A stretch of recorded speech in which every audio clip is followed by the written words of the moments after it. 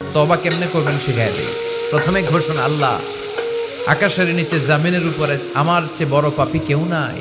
সগীরা কবিরা, জেনে না জেনে, ইচ্ছায় অনিচ্ছায়, শিরকে বেদাতি, শয়তানের ধোকায় পড়ে, নফসের ওয়াসওয়াসায় অনেক পাপ করেছি আল্লাহ। আল্লাহ আমি স্বীকার গেলাম আমি পাপী, আমার চেয়ে বড় পাপী কেউ নাই। প্রথমে আপনি স্বীকার যাবেন সব।